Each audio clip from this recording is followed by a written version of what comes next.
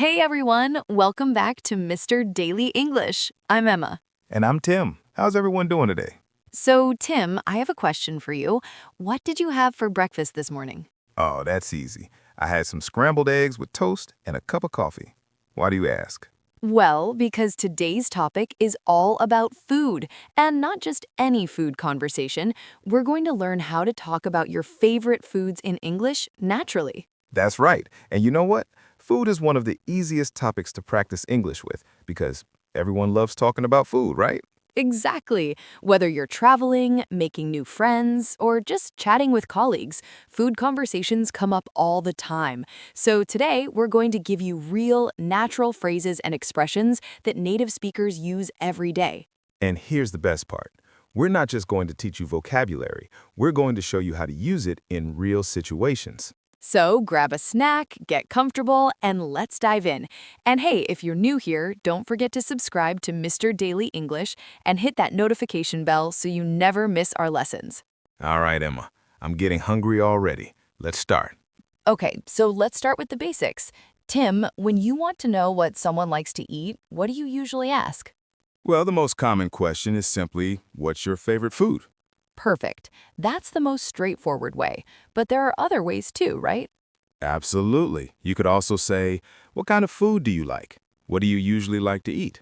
Are you into any particular cuisine? Ooh, are you into is such a natural expression. It means do you like, but sounds more casual and friendly. Exactly. So instead of saying, do you like Italian food, you can say, are you into Italian food? I love that. Now let's talk about how to answer these questions. Tim, what's your favorite food? Oh, that's tough. But I'd have to say pizza. I'm a huge pizza fan. See what he did there? He said, I'm a huge pizza fan. That's much more natural than just saying, I like pizza. Right. Here are some ways to express that you really love something. I'm crazy about sushi. I absolutely love Thai food. I'm a big fan of Mexican cuisine. I can't get enough of chocolate cake. And what if you don't like something? How do you say that politely? Good question. You don't want to be rude, especially if someone cooked for you. You can say, it's not really my thing. I'm not a big fan of seafood. It's not my favorite, to be honest. Those are perfect. Much better than just saying, I don't like it or I hate it. Exactly. Always try to be polite, especially in English-speaking cultures. All right, now let's get into the fun part, describing how food tastes. This is where you can really improve your English. So, Emma, imagine you just tried a really delicious curry. How would you describe it? I'd say it's spicy, flavorful, and has a rich, creamy texture. Perfect. You used three important types of words there: taste words, flavor words, and texture words. Let's break these down. First, let's talk about basic tastes. Everyone knows sweet, salty, sour, and bitter, but how do we use them naturally? Great point. You can say, this cake is really sweet. The soup is a bit too salty for me. I love sour candy. Dark chocolate can be quite bitter. Now, what about when food has more complex flavors? Ah, yes. Here are some useful words. Savory. This means not sweet, usually describes meat or cheese dishes. Tangy. A sharp, slightly sour taste like lemon or yogurt. Rich. Full of flavor, usually heavy and satisfying. Mild. Not strong in flavor, gentle taste. Let me give you examples. This cheese is so savory and delicious. The salad dressing has a nice tangy flavor. The chocolate mousse is incredibly rich. I prefer mild curry because I can't handle too much heat. Excellent. Now let's talk about texture. This is super important. Yes, texture describes how food feels in your mouth. Here are some common ones. Crispy or crunchy, like fried chicken or potato chips. Creamy, like ice cream or smooth soup. Tender, soft and easy to chew, like well-cooked meat. Juicy, full of liquid, like a fresh orange or grilled steak. Chewy requires more chewing, like caramel or bread. Let me put these in sentences. I love crispy bacon in the morning. This soup has such a creamy texture. The steak is so tender it melts in your mouth. These grapes are really juicy. This bagel is perfectly chewy. Oh, and here's a great expression. It melts in your mouth. This means something is so soft and delicious that it seems to dissolve. That's a beautiful expression. Food lovers use it all the time. Now let's practice a real situation. Tim and I are going to act out a scene at a restaurant. Listen carefully to how we use these expressions naturally. Sounds good. So, I'll be the friend, and Emma, you've just joined me at a new restaurant. Perfect. Here we go. Hey, Emma. Thanks for meeting me here. Have you been to this place before? No, this is my first time. I've heard great things about it, though. What's good here? Oh, you have to try their grilled salmon. It's absolutely delicious. The fish is so tender and juicy. That sounds amazing. I'm a huge fan of seafood. What else do you recommend? Well, if you're into pasta, their carbonara is out of this world. It's so creamy and rich. That's tempting. But I'm trying to eat lighter today. Do they have any salads? Yeah, their Caesar salad is really good. It's got crispy croutons and a tangy dressing. Perfect. I think I'll go with the salmon and the Caesar salad. What about you? I'm going to get the steak. Last time I was here, it was cooked to perfection, nice and tender with a bit of a crispy crust on the outside. Oh, wow, you're making me hungry. Is it spicy at all? I can't handle too much heat. No, not at all. It's pretty mild, actually. They season it nicely without making it too spicy. Great.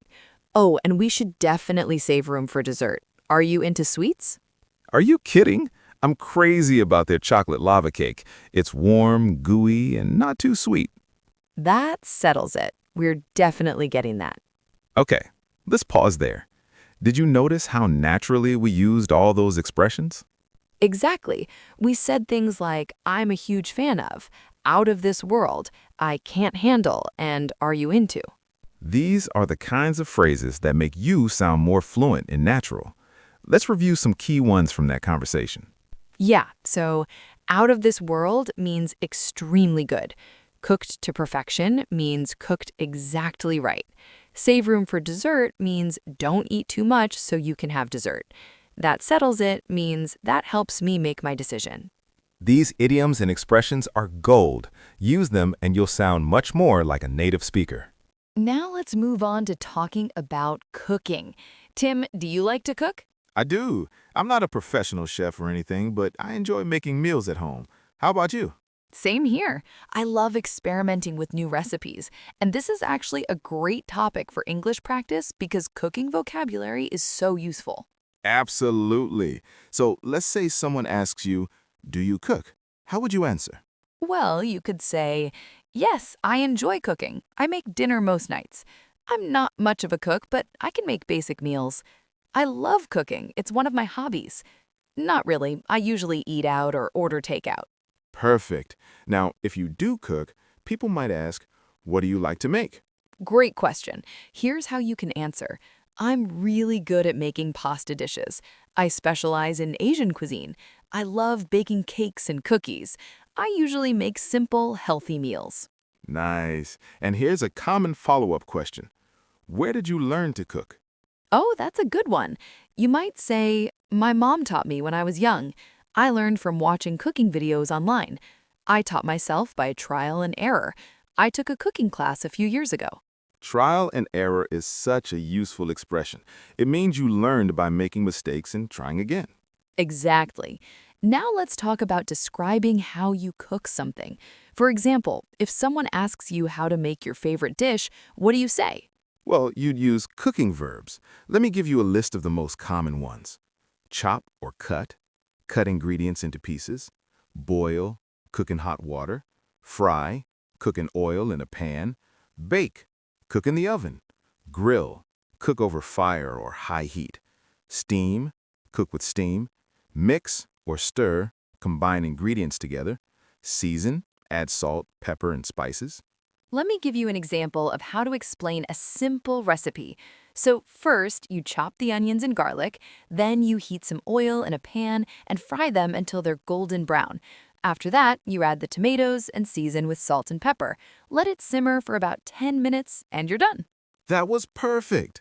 You used first, then, after that, and let it. These are great sequencing words. Right. And notice I said let it simmer. When you let something cook, it means you leave it to cook on its own for a while. Great point. Here are some more cooking expressions. Bring it to a boil means heat until it's boiling. Cook on low heat means cook slowly with gentle heat. Add a pinch of salt means add a very small amount. Stir occasionally, mix it from time to time. Cook until tender means cook until soft. These are so useful. And one more thing, when you're talking about following recipes, you can say, I followed a recipe I found online, or I just winged it.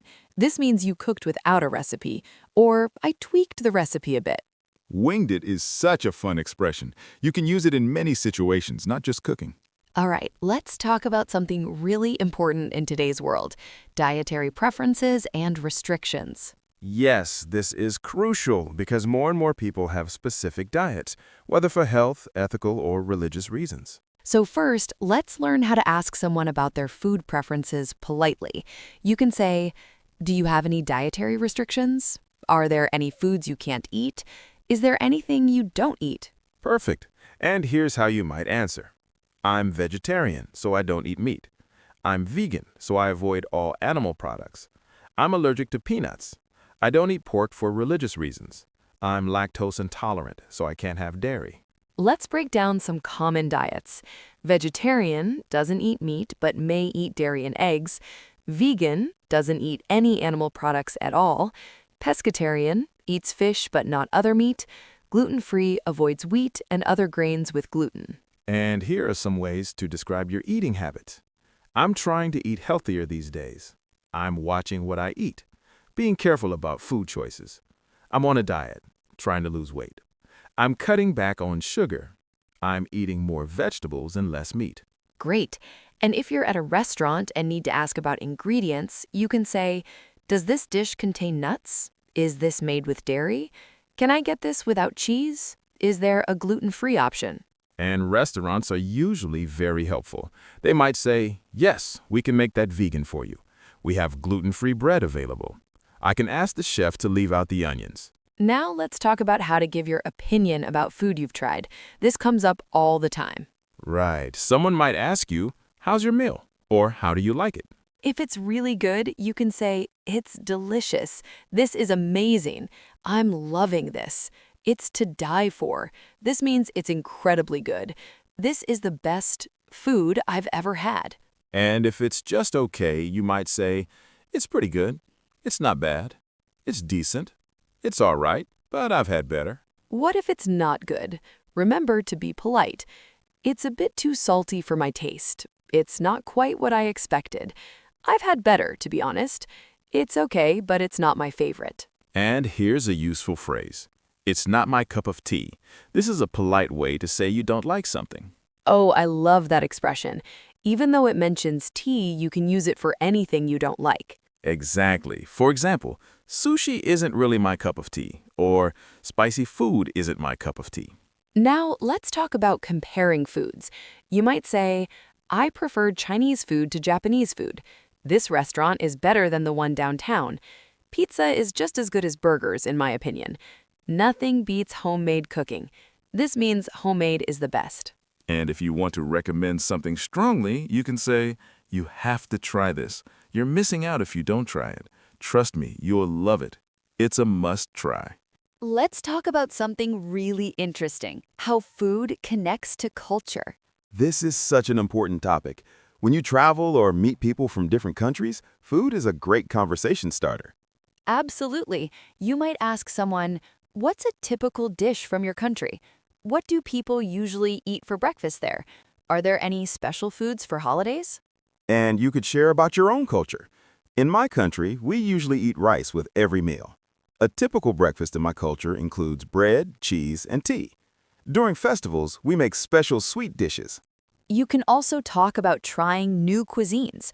I've always wanted to try authentic Mexican food. I had my first taste of Indian cuisine last week. I'm curious about Korean food. What would you recommend? And if you're talking about food from your travels, when I was in Italy, I had the best pizza of my life. The street food in Thailand was incredible. I fell in love with French pastries when I visited Paris. Wow, we've covered so much today. Let's do a quick review. Great idea. So we learned how to ask about and express food preferences, describe taste, flavor, and texture, talk about cooking and recipes, discuss dietary restrictions, give opinions about food, connect food with culture. And remember, the key to sounding natural is using those expressions and idioms like I'm crazy about, out of this world, it's to die for, not my cup of tea, I can't get enough of. Now, how can you practice this at home? Here are some tips. Think in English. When you're eating, try to describe your food in English in your mind. Watch food shows. Cooking shows and food vlogs are great for learning food vocabulary naturally. Write reviews. After eating out, write a short review in English. Talk to yourself. Describe what you're cooking while you cook. And here's a fun challenge. This week, try to have a conversation about food in English. It could be with a language partner, a friend, or even online in a language exchange group. Remember, food is a universal topic. Everyone eats, everyone has favorites, and everyone loves talking about delicious meals. Well, that brings us to the end of today's lesson. Emma, I'm starving now after talking about food for 20 minutes. Me too. I think we need to go get something to eat after this. But before we go, let's recap the main points one more time. Today you learned how to naturally talk about favorite foods, describe tastes and textures, discuss cooking, and handle dietary conversations in English. The most important thing is to practice using these expressions in real conversations. Don't just memorize them, use them. And remember, making mistakes is totally okay. That's how you learn and improve. Exactly. So if you enjoyed today's lesson, please give this video a thumbs up. It really helps us continue making content for you. And if you haven't already, make sure to subscribe to Mr. Daily English and click that bell icon so you never miss a lesson. Leave a comment below and tell us what's your favorite food, and have you ever tried to describe it in English? We'd love to hear from you. Next time, we're going to talk about shopping conversations in English, so you definitely don't want to miss that. Thanks so much for watching, everyone. Keep practicing, stay motivated, and remember, English gets easier every day. take care. See you in the next lesson. Bye.